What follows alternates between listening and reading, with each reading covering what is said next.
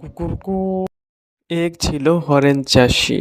সে গ্রামের বাকি সবার মতন চাষাবাদ করত বটে, কিন্তু তার আলসেমিতে কোনো জুড়ি ছিল না। উফ, অনেক ঘুম পাচ্ছে। আজকের দিনটা একটু আরাম করি, কাল থেকে মাঠে যাব। এভাবে আজ না কাল করতে করতে পুরা সপ্তাহ পার করে দিল হরেন। চাষিরা যখন মাঠে কাজ করে তখন হরেন বসে থাকে। অন্য চাষিরা যখন মাঠে বীজ বপন করে তখন হরেন গাছের নিচে বসে গান গায়।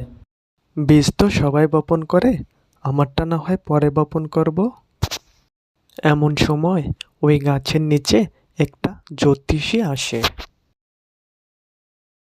শোনো, এখন যদি পরিশ্রম না করো তাহলে ফসল পাবে না।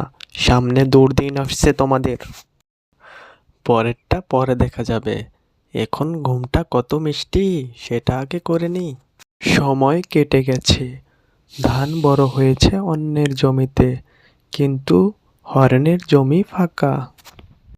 হাই হাই হাই, এত কষ্ট করে আমি কিছুই পেলাম না। কোথায় কষ্ট করেছো তুমি? কষ্ট করলে আজ তোমার এই অবস্থা হতো না, তোমার অবস্থা তো খারাপ হতো না। প্রাণ এক কোণে বসে থাকে, তখন এক চাষি আসে ওর কাছে। হারান, একটা কথা সারা জীবন মনে রাখবে, যে যেমন বীজ বপন করবে সে তেমনই ফসল পাবে।